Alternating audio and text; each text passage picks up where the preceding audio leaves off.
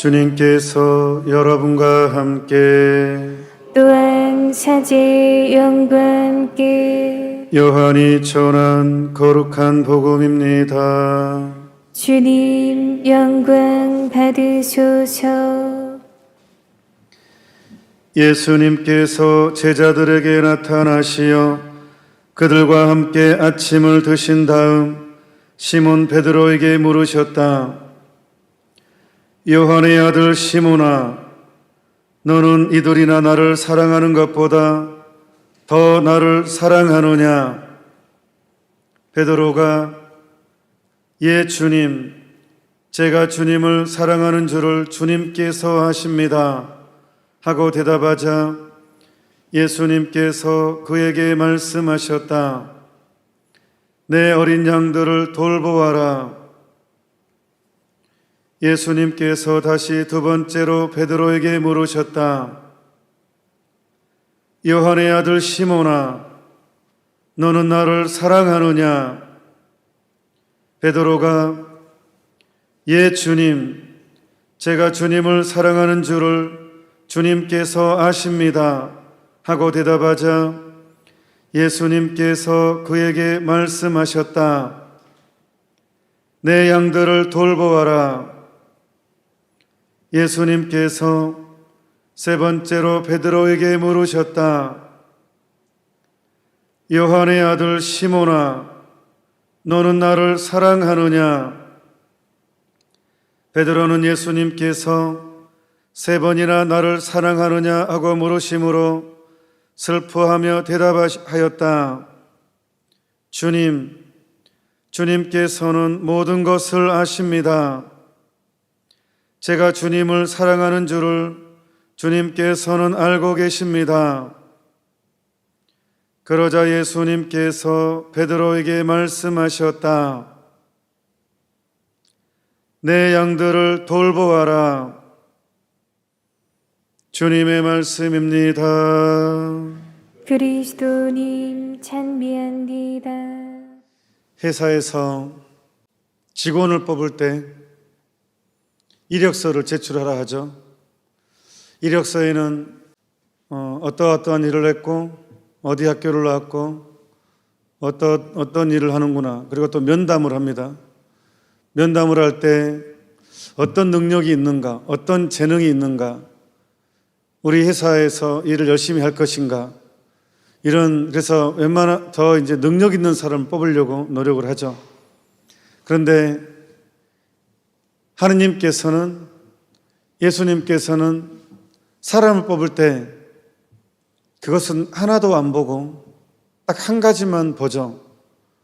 얼마나 나를 사랑하느냐. 이게 능력이라는 거예요. 하느님 일에는 얼마만큼 나는 하느님을 사랑하는가. 여러분들은 오늘 예수님께서 베드로에게 한 말을 그대로 적용한다면 마리아야, 데레사야, 프란치스코야, 바오로야, 너는 너의 자식들보다 더 나를 사랑하느냐? 너는 너의 아내보다 더 나를 사랑하느냐? 너는 너의 신랑보다 더 나를 사랑하느냐? 너는 너의 부모보다 더 나를 사랑하느냐? 너는 너의 통장보다 더 나를 사랑하느냐? 너는 너의 취미 생활보다 더 나를 사랑하느냐? 저희 집에 그 입구에 커피 이제 갈아서 먹는 커피가 있거든요. 그 옆에 뭐 간식 같은 것도 있고요. 그 옆에 꼭 커피와 함께 떨어지지 않는 것이 하나 있습니다. 초콜릿. 조그맣게 싸진 그 비닐에 싸진 초콜릿을 나눴습니다. 여름에 좀 지치고 약간 또 일할 때 가끔 지나갈 때 초콜릿 하나 먹으면 기분이 좋아질 수 있기 때문에 커피 먹을 때 또 그거를 보더니 어떤 분께서 6.25 때 미군들에게 이제 미군들이 많이 있을 때 기분이 초콜릿도 하고 막 이렇게 절절 따라다녔대요. 초콜릿 달라고. 기분이 초콜릿도 하고 이렇게. 우리 신앙은 초콜릿 신앙이 되면 안 됩니다. 초콜릿은 달콤하잖아요. 그러니까 나를 달콤하게 하는 신앙이 골치 아픈 신앙입니다. 그러니까 결국은 하느님을 배반하게 만드는 신앙입니다. 그러니까 이 초콜릿을 얼마만큼 신앙생활에서는 나의 기쁨을 얼마만큼 제거하느냐, 나의 만족을 얼마만큼 제거하느냐, 이게 영성생활입니다. 그러니까 오늘 비오 10세 교황님 축일인데 이분의 혁혁한 공로, 성인이시잖아요. 이분의 가장 탁월한 공로는 교회법 정비하고 성무일도, 지금 가톨릭 교회 모든 사제 수도자들이 의무적으로 바쳐야 되는 그 성무일도를 딱 정비하신 탁월한 성모신심이 출중하셨고 숙모님을 너무너무 사랑하셨던 교황님이십니다. 그리고 영성체를 매일 할 수 있도록, 자주 할 수 있도록 허락하시. 그 전에 영성체를 매일 못했어요. 근데 최대한 예수님을 자주 모실 수 있도록 그렇게 길을 열어주신 교황님이십니다. 근데 이 교황님이 그 중에서도 가장 예민하게 교황자에 앉아서 가장 열심히 했던 것이 뭐냐 그러면 가톨릭 교리에 대한 확고한 수호, 오류에 대해서 정확하게 교황님이 제시해주고 멀리하도록 그런 분으로 유명하십니다. 비오 10세 교황님께서는. 그래서 제가 오늘 그거에 맞춰서 또 생각해 봤어요.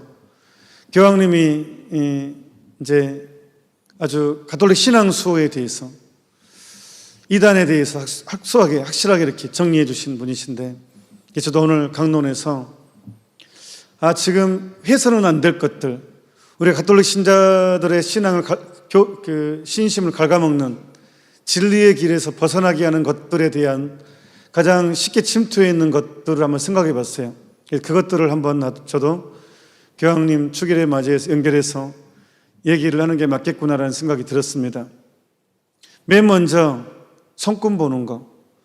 너무 샤머니즘 신앙이 이렇게 많이 들어와서 우리 너무너무 자연스럽게 천주교 신자들도 성금을 믿는 사람이 많아요.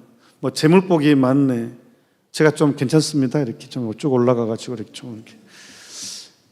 성금을 믿는 사람이 의외로 많아요.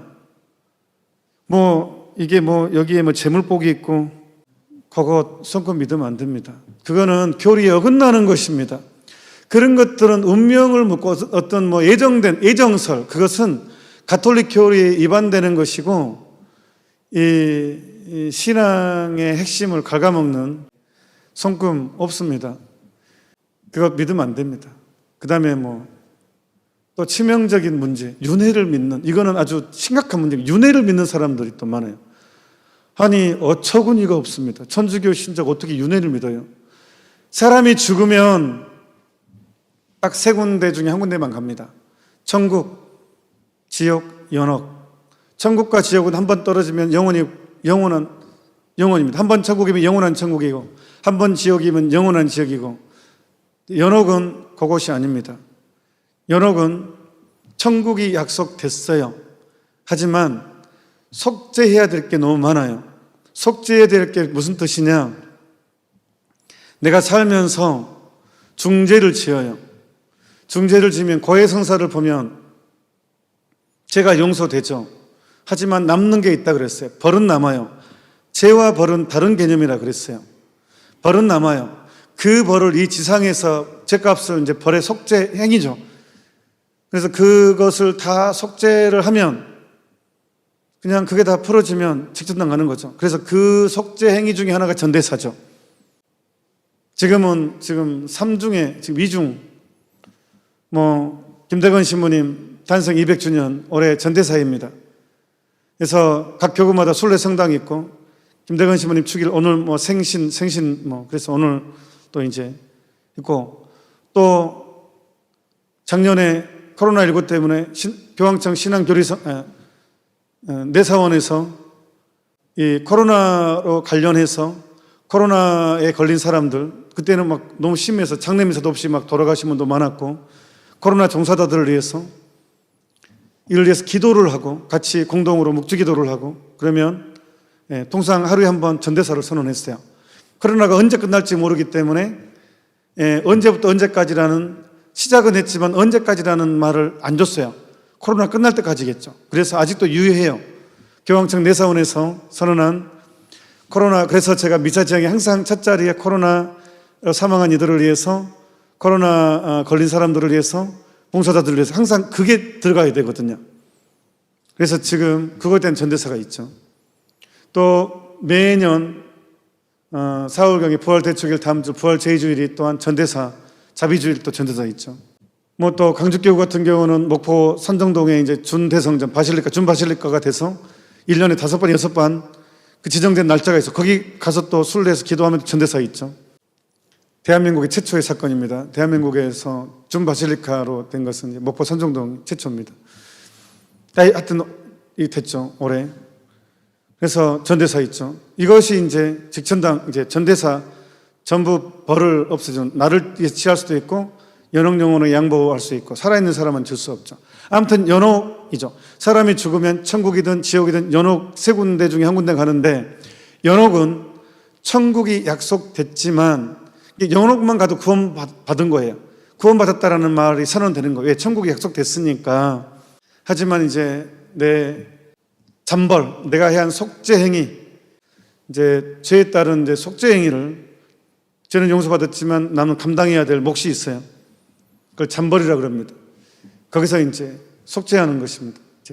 죄에 따른 결과에 따른 이제 그게 이제 연옥입니다. 그래서 연옥에서의 이제 그걸 다 끝내면 그게 정화라 그러죠. 그걸 통해서 사람이 정화가 됩니다. 끝나면 이제 천국으로 가는 거죠. 연옥 영혼들의 증언 들으면 회개하기가 되게 쉽습니다.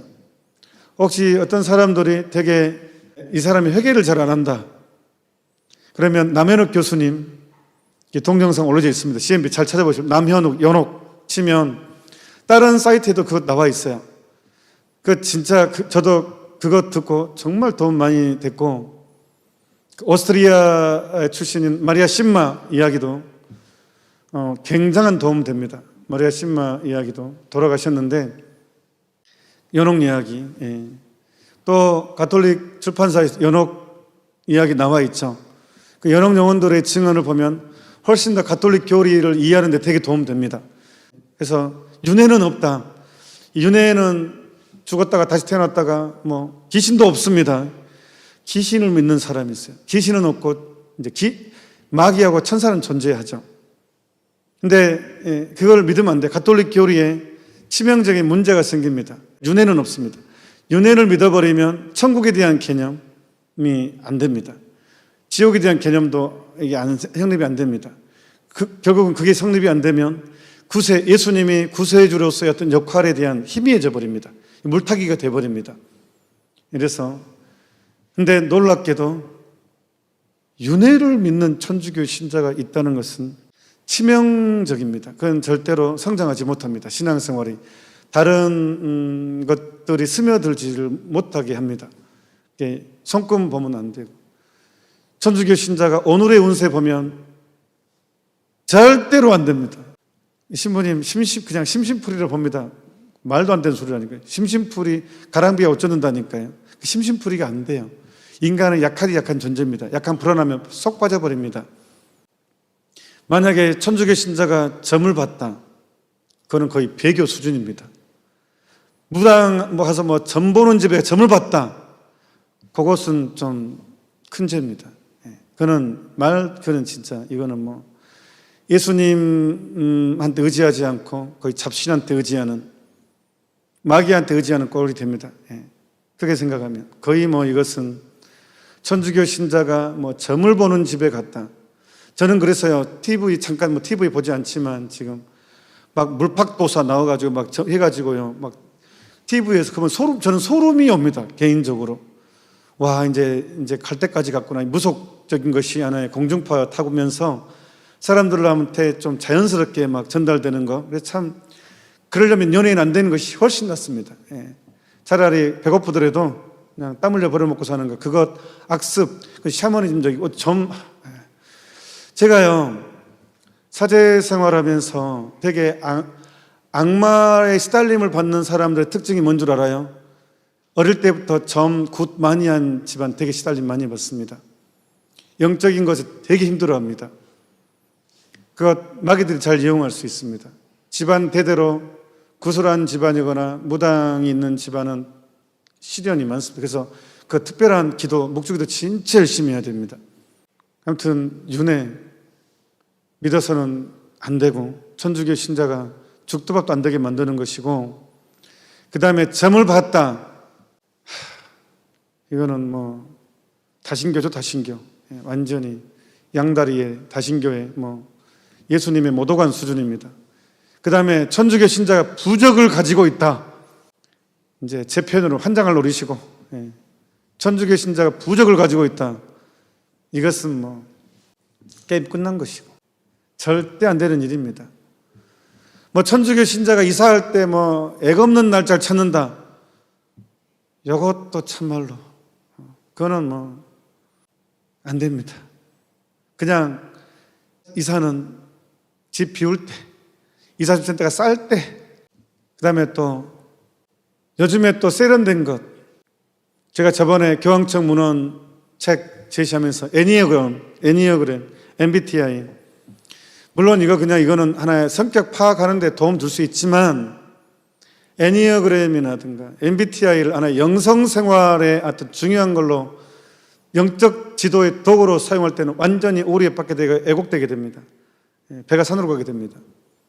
그것을 이용해서 영적인 어떤 것을 하면 이제 유해지에 빠지게 됩니다. 융이요, 뉴에이지에 얼마나 중요한 인물인지 몰라요. 근데 그걸 가톨릭 안에서 받아들여서 영성화 시키면 이게 온전히 가겠습니까? 제가요, 저를 위해서 또 여러분들을 위해서 영지주의에 대해서 또 제가 신학생 때 공부하긴 했지만 또 주의 있게 보고 했지만 자료도 있지만 다시 공부하고 있습니다. 제가 토요특강 때 영주의주의가 무엇이고 현대 뉴에이지죠, 뉴에이지가 어떻게 침투해 있고 어떤 식으로 산업화되고 있고 우리 가톨릭 안에 어떻게 영향력을 미치고 있는지 심각한 현상에 대해서 교황청 문헌을 중심으로 제가 정리를 하고 있습니다. 지금 계속 보고 있습니다. 그냥 보는 게 아니라 저는 이제 어떻게 쉽게 설명할까? 되게 용어가 어려워요. 아마 여러분들이 UAG 찾아보면 무슨 말인지 모를 거예요. 저도 헷갈리는데 저도 말이 너무 어려워서. 근데 완전히 쉽게 설명하기 위해서는 제가 완전히 소화를 해야 되거든요. 그래서 지금 공부하고 있습니다. 열심히. 쉽게 설명하기 위해서. 때가 되면 UAG에 대해서. 아무튼 그러니까 조도로몬의 영성신학이라는 책을 보면 이 서두에 그런 얘기가 나와요. 심리학이 필요해요. 우리 사람을 파악한 그걸 거부하는 게 아니에요. 필요한데 그것을 마치 영성을 대신하려고 할 때 문제가 생기는 거예요. 가톨릭이 영성을 대신하려고 할 때 규정해버리고 하느님의 구원 섭리를 인간적인 것으로 그냥 딱 가둬버리기 때문에 성령의 역할이 축소돼 버리는 치명적인 약점이 생길 수 있습니다. 조심해야 됩니다. 그래서 그런 위험성에 대해서 현대인들이 자꾸 그쪽으로 그러니까 그게 뭐냐 그러면 거기 핵심에는 뭐가 들어있냐 그러면 영주의지도 마찬가지고 모든 것을 합리화하는 핵심에는 죄책에 대한 부정이 들어있어요. 그러니까 어떻게 하면 죄에 대한 감각을 없애버릴까? 음양의 원리로 설명하려고 하고 죄가 싫으니까 이거 들여다보기 너무너무 싫어요. 그러니까 하느님의 사랑만 강조하고 죄에 대한 성찰이 너무너무 싫으니까 감당이 안 되니까 그냥 하나의 동양적인 사상이 뭐예요? 음양의 원리예요.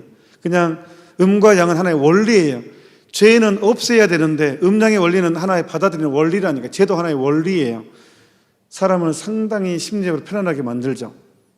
죄에 대한 감각의 죄책을 없어주는 상당히 아주 위로가 되는 음양의 원리.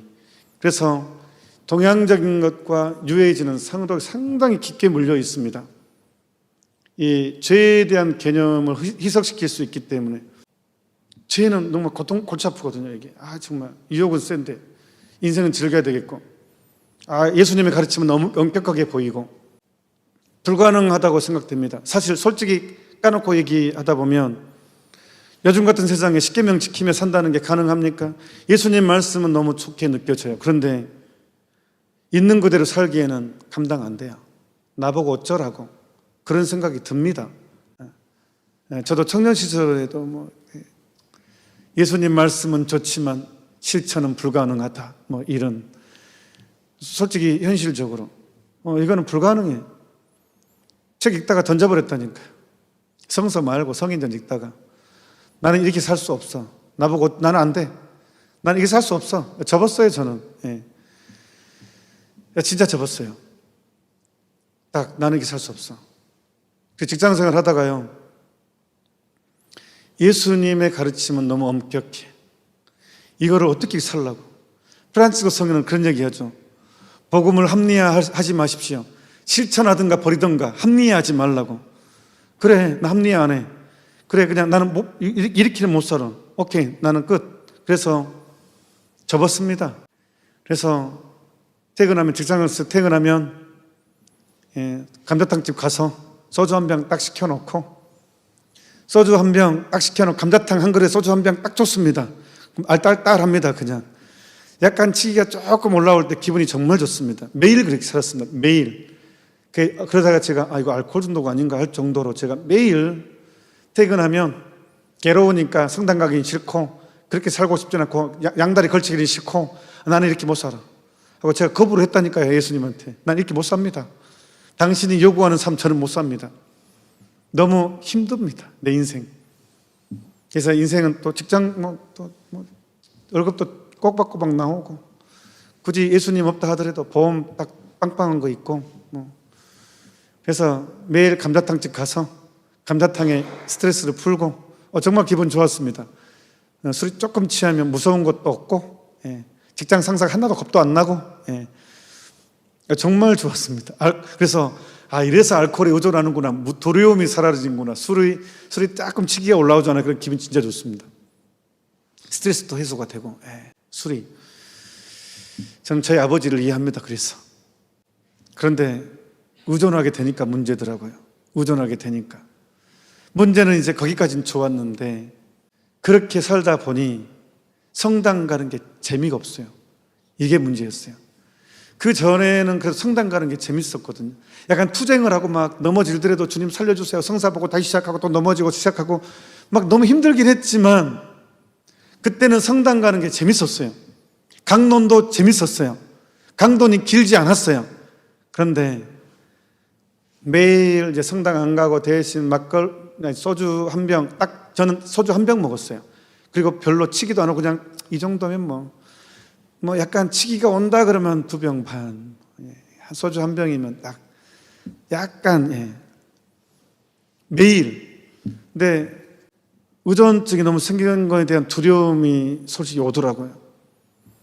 근데 그 상태에서 이제 주일날은 또 빠지면 주일은 또 지켜야 될 것 같으니까 평임이사를 한 번도 안 받고 나갔다 포기했거든요. 나 이렇게 못 살아 하고 평임이 딱 적고 매일 술에 있다가 주일날 늦잠 좀 자고 주일날 이제 시간 다 돼서 성당을 가는데 놀라운 일이 발생합니다. 어떤 놀라운 일이냐? 재미가 없다는 거. 그전엔 재밌었거든요. 성당 가는 게 재밌었거든요. 주일이 기다려졌거든요. 평임이사 볼 때는 주일이 기다려졌어요. 그런데 평임이사를 안 가니까 주일이 부담스럽더라고요. 그리고 이제 매일 술에 그냥 합리화, 나 그렇게 못 살아 라고 합리화하는 순간 재미가 없어요. 성당이 하나도 재미가 없는 공간이 돼버렸어요. 강론도 지루하고 빨리 끝나는 것만 기다리더라고요. 제가 미사 시간을 시계를 보고 오늘 시면 정말 강론 길다 그 생각만 하고 있더라고요. 제가 그전에는 안 그랬거든요. 막 강론이 설레였고요. 똑같은 신부님 얘기인데 그런 현상이 생기더라고요. 제 안에서. 그래서 생각했어요. 어느 날 되게 슬펐어요. 제가 성당에 혼자 그날 갔어요. 어쩌다가 내가 이렇게 됐을까? 너무 슬프다. 이렇게 성당이 재미없어진 공간이 됐다는 게 너무 슬프다. 그래서 제가 사표를 쓴 것 같아요. 이렇게 살면 안 되겠다. 사표 쓴 것 같아요. 그래서 이렇게 살면 안 될 것 같아. 해가지고 내가 너무 술도 끊은 것 같아요. 그때부터. 제가 그때 술을 아예 안 먹어버린 것 같아요. 신학교에 가서는 아예 입에도 안 됐어요. 제가 부제품 받고 조금 이제 그래도 이제 너무 안 먹으니까 너무 힘들더라고요. 막 술 못 먹는다 그래서 이제 그때 조금 이제 부재 때는 술 좀 먹었는데 아예 전 신학생 때 그 기억 때문에 매일 하루에 한 병씩 술에 의존하고 술의 편안함을 느끼고 그게 너무 두려움을 느꼈고 그게 삶을 흐리게 만든다는 것을 그 복음의 가치를 물타기 한다는 것, 소금의 짠맛을 못 내게 하고 내 안에서 계속 타협해 버린다는 것을 좀 느꼈어요. 술 안에서. 그래서 저를 지키기 위해서 아예 신학생 때 술 아예 안 먹었었습니다. 다행히 지금도 술이 안 당기네요. 다행히. 아무튼 또 몸에 해로운 것 어쩔 수 없이 얘기할 수밖에 없습니다. 물론 뭐 휴가 중에 뭐 이렇게 뭐 한두 잔 하는 거 제가 얘기하는 것 아니고 제게 이야기하는 건 술에 의존하는 것을 이야기합니다. 술, 신앙생활에 치명적인 해를 끼치는 것 중에 하나가 저는 술이라고 봅니다. 특히 천주교 신자들, 술에 의존증 생긴 사람들, 하느님이 아닌 술에 의존하게 돼버리면 신앙은 되게 물타기가 됩니다. 그냥 적당한 선에서. 그러면 재미없습니다. 성당이 재미없는 공간이 됩니다. 미사가 재미없게 돼버립니다. 이거를 청소년들로 가져가면 오락. 너무 오락에 빠지면 또다시 미사가 재미가 없습니다. 그러니까 투쟁을 해야지만이 신앙생활이 재밌습니다. 투쟁이 없는 신앙생활은 죽은 물고기죠. 죽은 물고기는 흘러가는 물에 떠내려갑니다. 투쟁을 하지 않는다는 건 내 영혼이 죽어버린 거거든요. 그러면 맛이 없습니다. 사는 게 재미가 없습니다. 투쟁을 포기했기 때문에 우리는 부서지고 다시 일어서고 부서지고 일어서면서 하느님을 만납니다. 그 여정이 바로 시편입니다. 시편. 이제 저도 부끄러운 고백을 하자면 신학생 때 시편이 그렇게 뜨거웠거든요. 시편의 말씀이 살아있었는데 한이 이제 보좌 신부 1년 차까지 좀 뜨거웠던 것 같아요. 그러다가 이제 뭐 일 바쁘게 살다 보니까 막 일이 많다 보니 치다 보니까 저희는 의무거든요. 성무일도는요, 매일 미사는 의무가 아니에요. 미사는 안 해도 고해성사를 보지 않아요. 의무가 아니니까. 근데 성무일도는 의무예요. 신부들 저희도 성사 받는다는 뜻이에요. 의무라는 것은. 그러니까 성부를 생각을 해요. 성무일도를 매일 충실히 바치겠다고. 성무일도가 그만큼 중요하겠죠. 물론 미사보다 중요한 건 아닌데 미사는 이제 은총 상태여야 되잖아요. 성체성사를 영해야 되니까. 그래서 그런 것 같아요. 근데 성무일도는 오히려 죄인에서 더 많이 바쳐야 되고 이 신앙의 어떤 영적인 투쟁에 대한 이야기거든요. 이 시편의 내용이. 그러니까 되게 영성생활을 시작하려는 사람한테는 성무일도는 살아있는 진짜 그날이 살아 움직이거든요. 그런데 그냥 일에 이제 의무라고 생각하니까 예를 들면 막 일하다 보면 기도 시간 놓쳐요. 밥 먹고 뭐 하다 보면 배가 부르잖아요. 그럼 기도하기 싫어요. 또 자고 싶은데 생각해 보니까 기도를 안 했네. 피곤해 죽겠네. 그러니까 어떻게 해야 돼요? 빨리 그냥 성물 펼쳐놓고 거의 소리내서 천천히 하면 20분 걸릴 것이 한 5분 만에 끝나버립니다.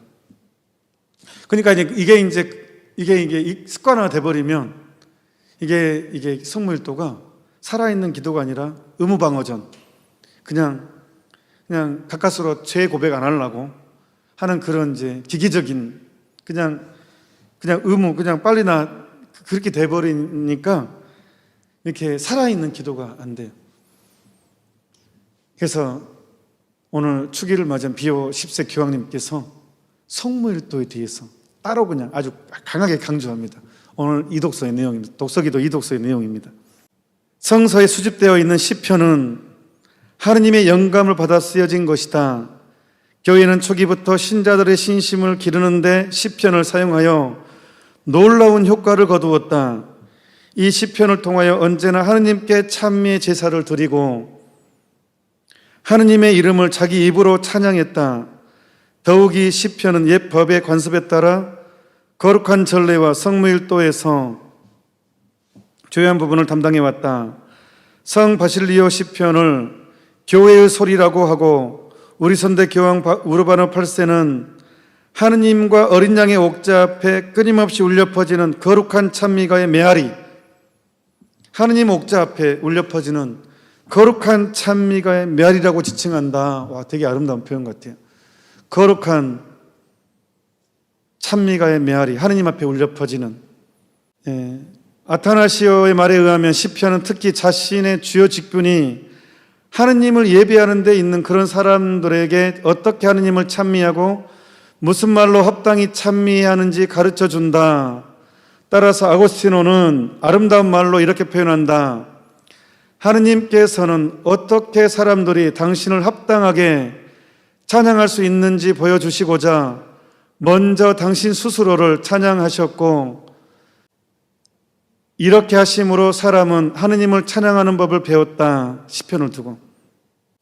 그리고 이제 성경은 신구약 전부가 하느님의 계시로 이루어진 책으로서 진리를 가르치는 데 유익한 책이지만, 시편집은 성경의 다른 모든 책들의 열매를 담고 있는 정원처럼 찬미가를 부르고 그것을 통하여 자신의 열매와 다른 책들의 열매를 모두 보여준다. 제가 이제 마음이 좋을 때, 하느님의 사랑에 대한 열정이 있을 때 이 시편 기도를 천천히 바치잖아요. 소리내서.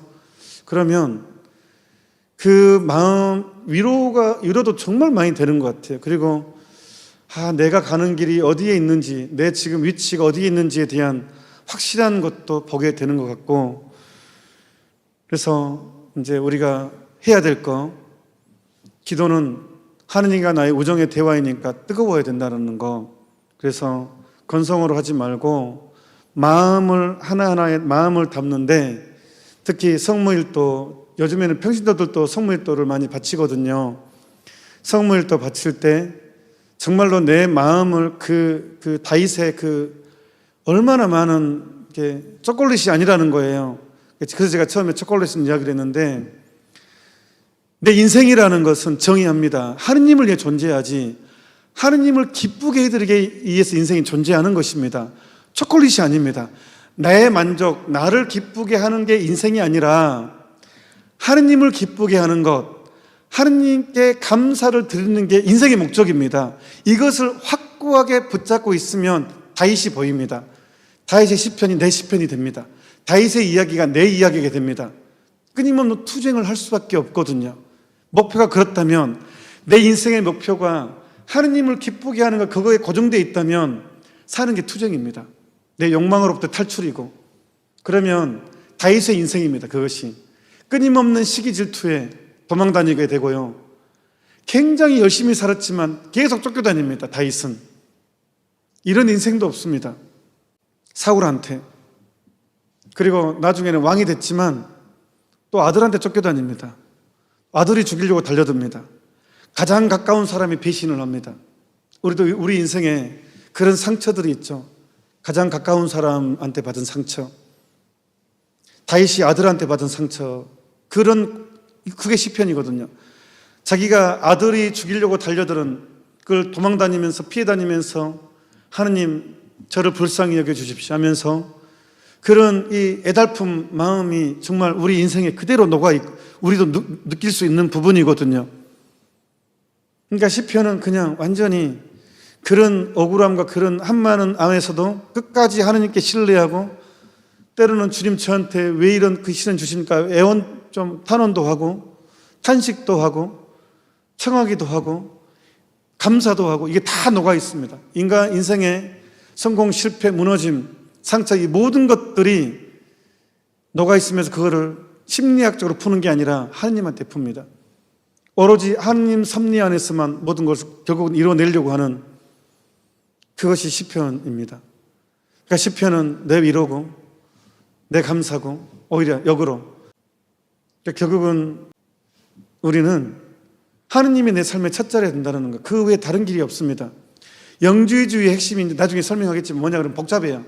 그러니까 진리는 단순하고 누구나 어린이도 알아들을 수 있는 게 진리입니다. 그러니까 예를 들면 가톨릭 교리에서 가장 중요한 핵심적인 교리, 성체성사죠.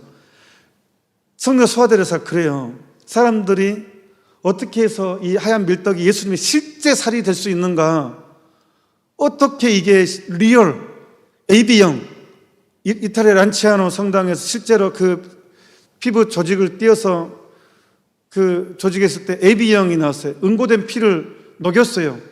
지금도 피가 응고가 돼버렸죠. 지금도 이탈리아 란치아나 순남 그대로 보존되어 있습니다.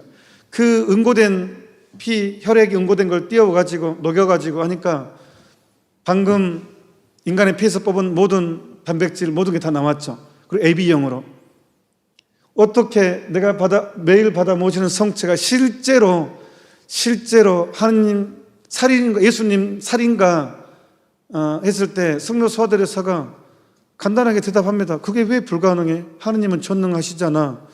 언니들한테 그렇게 설명합니다. 그게 뭐가 문제야? 하느님은 전능하시잖아. 성모님의 동정성 이게 왜 불가능해? 하느님은 전능하신데. 모세가 떨기나무 있잖아요. 나무에 불이 붙었어. 근데 안 타. 그게 떨기나무 사건이잖아요. 근데 모세도 신기하잖아요. 아니 나무에 불이 붙었는데 왜 안 타요? 그게 하느님이 하시는 일이니까.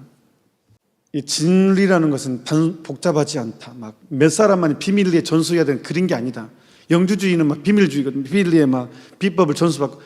가톨릭 교리는 그러지 않습니다. 복잡하게 만드는 것은 문제 있다는 뜻입니다. 절대 그럴 수 없습니다. 단순한 것입니다. 가장 단순한 것입니다. 정리하겠습니다. 가톨릭 교리는 명백합니다. 성체성사, 미사에 대한 거룩함, 묵주기도, 성모님의 동정성, 성체성사의 진실성 이것만 붙잡으면 됩니다. 그리고 예수님은 하느님이시오 사람이라는 것, 신성과 인성 두 가지 성을 가졌기 때문에 사체리도스, 우리의 대리자, 연결자, 사제가 된다는 것. 사제는 하느님과 인간을 연결해 준 사람이잖아요. 그러니까 하느님이 사람이기 때문에 인간을 대신할 수 있고 하느님이기 때문에 하느님을 만나게 해주는 것이고 가톨릭 교리의 핵심입니다. 예수님은 하느님이시오 사람이라는 것, 이틀 그러면 됩니다. 그리고 이제 윤회, 손금 보는 것, 점을 보는 것, 뭐 타로점도 다 마찬가지. 이것은 이미 배교의 한 형태라는 것, 그것을 받아들이고 믿고 부적을 천주교 신자 가지고 다니는 것은 이미 몸은 성당에 있다 하지만 이미 배교의 삶을 살고 있다는 것은 분명합니다. 그리고 심리학 도움되지만 영성으로 삼지는 마십시오. 여러분의 삶의 영적인 가르침 절대로 될 수가 없습니다. 성령께서 여러분을 인도하십니다. 애니어그램이나 MBTI는 도움은 될 수 있지만 그것이 사람을 지도하는 절대로 될 수 없습니다. 그것을 저는 그리고 여러분들 기도 생활 이 부분에 대해서 나중에 또 할 것입니다. 할 것은 많은데 참 그리스도 명상을 보십시오. 신앙은 초콜릿이 아닙니다. 달콤한 걸 찾지 마십시오. 기도했을 때 뭐 환시를 보고 싶다거나 뭐 황홀경을 체험하고 싶다거나 그러면 반드시 잘못됩니다. 신앙은 그것이 아닙니다. 초콜릿이 아닙니다. 천주교 신자의 신앙생활은 투쟁입니다. 십자가고 절대로 뭐 하느님께서는 뭐 환시를 통해서 무슨 뭐 황홀함 그거는 초창기 신앙을 처음 시작한 사람들한테 필요한 하느님께서는 미끼를 주시는 것입니다. 달콤함이 있어야 쫓아오니까 믿음이 약한 상태의 사람에게 초콜릿을 줍니다. 하지만 본격적으로 하느님을 섬기기 시작한 사람한테는 광야로 이끄십니다. 절대로 초콜릿을 안 주십니다. 그런데 계속 천주교 20년, 30년, 40년 대놓고도 계속 초콜릿만 찾고 있으니 어찌 그 신앙이 믿음이 성장할 수 있겠습니까? 믿음은 성장하지 않습니다. 초콜릿으로. 그러니까 무슨 이상한 게도 진짜 많습니다. 이 얘기하면 또 엄청 쌈나니까 이것은 제가 개인적으로 저한테 와서 말하면 제가 그냥 얘기하겠습니다. 지금은 그리고 그 기준을 얻으려면 가톨릭 교회교리서 기도편 보십시오. 명백하게 분별할 수 있는 힘이 그 안에 있고 그 다음에 제가 신학생 때 본 건데 신앙교리성에서 나온 그리스도의 명상이라는 책이 있습니다. 기도의 핵심, 기도는 어떻게 하는가 동양적인 기법과 그게 아마 또 얘기하면 또 난리 나는데 또 내가 또 마셔야 될 잔이 많으니까 이것을 추종하는 또 사람들이 수도들도 많고 신부님도 많아서 또 얘기하면 또 난리가 나니까 아무튼 그리스도 명상이라는 책이 있어요. 신앙교리에서 나온 책인데 그것은 기준이 그거예요. 동양적인 명상 기법과 가톨릭 교회의 명상이 얼마나 차 있는가. 동양의 명상과 불교에서 이런 동양에서 나온 명상과 가톨릭의 명상은 어떤 차이가 있는지 기준을 제시해주고 가톨릭 기도의 명상은 이것이다라는 책이 바로 그리스도 명상이라는 책이에요. 제가 논문을 쓸 때 이 책에서 얼마나 많은 빛을 본지 모릅니다. 십자가 성령을 더 깊이 이해할 수 있고요. 그러니까 이거 덧갈린다 그러면 십자가 성령의 가르멜 산길과 여든 밤을 보면 엄청난 도움이 됩니다. 왜 나는 기도 생활이 잘 안 되냐, 분심이 많냐, 정화 작업이 안 돼서 그러는 거예요. 자꾸 초콜릿을 찾기 때문에 이 덧셈 뺄셈이 안 됐기 때문에 구구셈을 넘어갈 수가 없죠. 이게 안 되기 때문에 이게 하탕 헤매게 되는 겁니다. 그러니까 그리스도교의 기도는 명상은 가장 기본적으로 회개에 초점이 돼 있어 맞춰져 있습니다. 죄에 대한 투쟁부터 시작돼야 됩니다. 회개. 그리고 초콜릿이 아니라는 것, 무슨 황홀함이라든가 영적인 안락, 아니 그 느낌, 막 느낌을 찾고 그러면 바로 넘어갑니다. 느낌 무시하십시오. 막 기도하는 너무 좋은 느낌 들었어. 그거 무시하라니까요. 그것은 가톨릭의 명상 기법이 아닙니다. 느낌 찾지 마십시오, 제발. 예. 오늘은 성비오 교황님 축일이어서 이분이 워낙 가톨릭 오리에 대해서 목숨 걸고 투쟁하신 분이어서 저는 목숨 안 걸고 저는 강론을 했습니다. 저는 제가 목숨 걸면 이렇게 안 합니다. 예. 가져와서 거품 물고 막 엄청 얘기할 건데 저는 목숨까지는 못 걸었고 아무튼 지혜 있는 사람들은 제 말귀를 알아듣습니다. 또 마지막 진리의 책 엄청 퍼져 있더라고요. 제가 아는 열심히 하신 자 특히 많이 넘어갔습니다. 십자군 기도 아니라니까요. 왜 분별을 못하세요? 진리의 책을 어떻게 개인적인 사적 계시를 받은 내용을 감히 성서 외에 진리의 책이 어디 있어요? 왜 감히 그런 제목을 붙여놓고 분별도 못하십니까? 어떻게 구원의 인장, 성체성사예요. 어떻게 빨간 표딱지를 가지고 그거를 구원의 표징으로 잘 간수하라고 하니 열심히 한 사람들이요. 왜 당신들 이렇게 분별을 못하십니까? 왜 어떻게 우리의 구원의 표징은 인장은 성체성사예요. 고해성사고 칠성사 안에서 우리 구원의 모든 것이 들어있습니다. 아무리 사제가 잘못을 하고 아무리 문제 있다 하더라도 아닌 그 사제가 잘못했다고 가톨릭 교리 자체를 무시하면 안 되죠. 물론 잘못된 사제들이 많다 하더라도 진리의 책 아니라니까요. 십자군 기도 아니라니까요. 결국은 그거 계속 해보세요. 거기에 빠져나온 사람이 저한테 얘기해 준 내용도 있어요. 성모님 나중에 부정합니다. 개신교 신자도 많이 들어있습니다. 아니 딱 두 가지만 보세요. 진리의 책이라는 단어는 어떻게 누구만 있을 수 있어요? 공적인 계시, 성서만이 진리의 책이에요. 그런데 개인이 사적 계시를 받은 내용을 가지고 교회 검증도 받지 않은 상태에서 스스로를 진리의 책이라고 딱 정해놔요. 정말로 많은 천주교 신자들이 여기에 빠져 있다니까. 그것도 열심히 하다는 했던 사람들이 교만 때문에 그렇죠. 제가 봤을 때는 교만 때문에. 그것도 아니라니까요. 그리고 인장 그 빨간 해가지고 인장 그것이 구원의 표징이래요. 사람이 어떻게 하면 그렇게 어리석음에 빠질 수 있을까요? 아니 대체 누가 그렇게 이끄십니까? 대체 어디로 가고 계십니까? 누군 또 그래요. 제가 김연주 씨 원래 이쪽이었는데 약간 약간 변했다. 원래는 우리 쪽이었다고. 저는 낀 적도 없습니다. 간 적도 없고 알지도 못합니다. 저는. 근데 말을 바꿔요. 원래 김연주 신부가 우리 쪽이었는데 기가 막혀가지고 제가 저는요 처음부터 그냥 묵주기도 성체조배 그것입니다. 그거 그냥 우리가 이미 알고 있는 것 성모님이 파티마에서 또 교회에서 공인받은 그곳에서 알려줬던 것 제가 교회에 공인받지 않은 말았나요?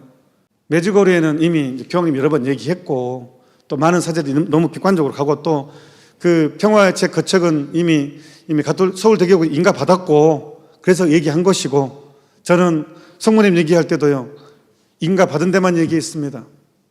그러니까 제발 진리 책도 아니라니까요. 십자군기도 아니라니까요. 제발 벗어나시라니까요. 그거 따라가면요 교만만 늘어납니다. 교만만. 근데 정말로 많은 천주교 신자들이 거기에, 특히 이렇게 열심히 했던 사람들이 거기에 빠져들었다고 좀 들었습니다.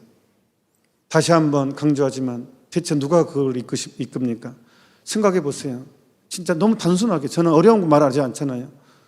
어떻게 사적 계시 받은 내용을 감히 진리의 책이라는 표지를 붙일 수가 있어요. 성서뿐입니다, 진리의 책은.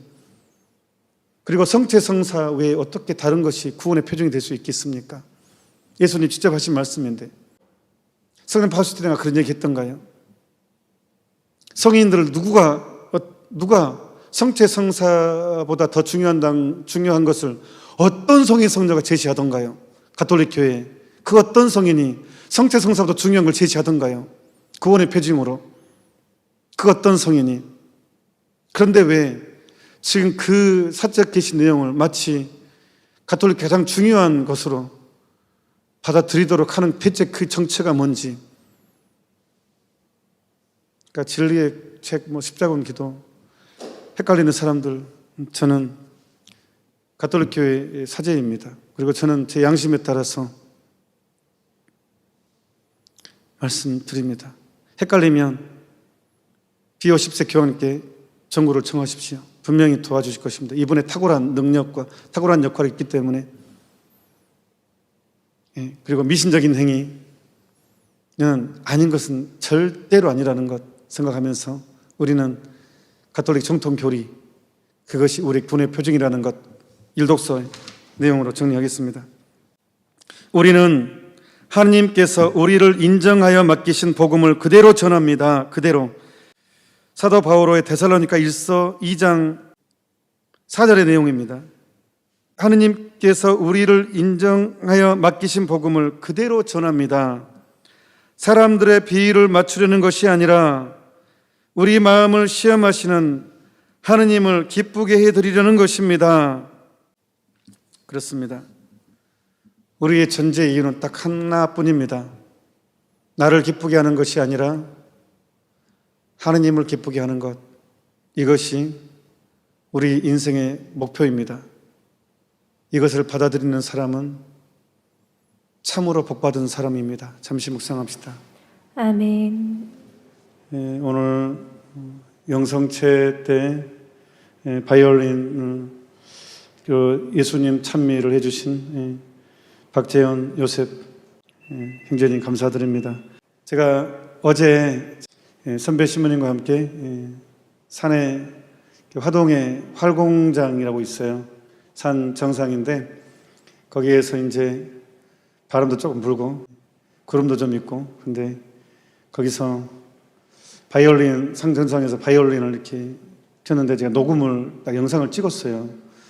그래서 제가 너무 혼자만 듣기가 좀 아까워서 제가 유튜브에 올려도 되냐고 하니까 기꺼이 허락해 주셨습니다. 그래서 산 정상에서 사랑의 인사하고 또 로망스하고 비발디의 겨울이 좋더라고요. 겨울 이렇게 하여튼 상태를 봐서 올리도록 하겠습니다. 오늘 강론 내용은 저는 개인적으로 중요하다고 생각합니다. 오류에 빠지면 안 되니까 저는 이제 가톨릭 교회 가르침 안에서 분명히 얘기했고, 저는 간절히 아마 진리의 책이라든가 십자군 기도 추종하는 사람은 굉장히 기분 나쁠 수가 있겠지만 꼭 그렇게만 생각하지 마시고, 왜 저 사제가 어떤 포인트에 이렇게 꽂혀가지고 그러는 것인지를 한번 생각해 보신다면, 또 우리가 어떤 걸 분별할 때 내가 어떤 기도를 열심히 했는데 겸손이 형성된다. 정말 겸손한 상태냐, 마음의 평화가 있느냐, 그리고 내 말과 행동이 거룩함, 그러니까 죄를 짓지 않는 그 형성되느냐도 분별의 열매도 중요하거든요. 근데 누군가에 대한 어떤 단죄나 교회의 가르침에 대한 무시나 이런 것들이 형성된다면 그거는 좀 이 열매가 문제가 있는 것이고, 저는 눈여겨보는 것은 구원의 표징, 거기 진리의 책자부터, 물론 거기에 함께했던 사람들의 증언도 제가 듣고 또 책도 저도 봤어요. 책을 읽어본 결과 이것은 가톨릭 교회에 부합된 것이 아니구나라고, 또 결정적으로는 진짜 어떻게 인장을 그걸 구원의 표징으로 구원의 표징은 정체성사입니다. 이게 진리의 책은 성사뿐이고 헷갈리는 사람들 그리고 정말로 지금은 좀 혼돈의 시대이긴 합니다. 파티마 제3비밀 오늘 오후 저녁 8시 30분에 또 그 파티마 제3비밀에 관한 한 신부님의 구체적인 분석, 현 시대적인 상황, 그다음에 제가 정말 새롭게 알았던 이번에 문화적 마르크스주의에 대해서 그 어떻게 성의 홍수가 이루어졌는지 그런 내용이 나오거든요. 이제 정말 대혼란의 시대이긴 합니다. 그렇다고 해서 우리가 교회의 가르침 전부를 또 특정인들을 지금 현재 교황님의 말로 교황님을 마치 적 그리스도로 표현한다든가 그건 옳지 않습니다. 교황님 그래도 완전히 그 어떤 특정을 그건 진짜 옳지 않습니다. 예. 정말 분별을 헷갈리시면 정말 지금 묵주기도 천천히 하는 묵주기도를 꾸준히 하신다면 성령께서 성모님께서 꼭 인도해 주실 거라 믿습니다. 강복 드리겠습니다. 내일은 10시 주일미사 있습니다. 주님께서 여러분과 함께 또한 사제의 영과 함께 전능하신 천주 성부와 성자와 성령께서는 이 미사에 함께한 모든 이들에게 강복하소서. 아멘. 미사가 끝났으니 가서 복음을 전합시다. 하느님 감사합니다.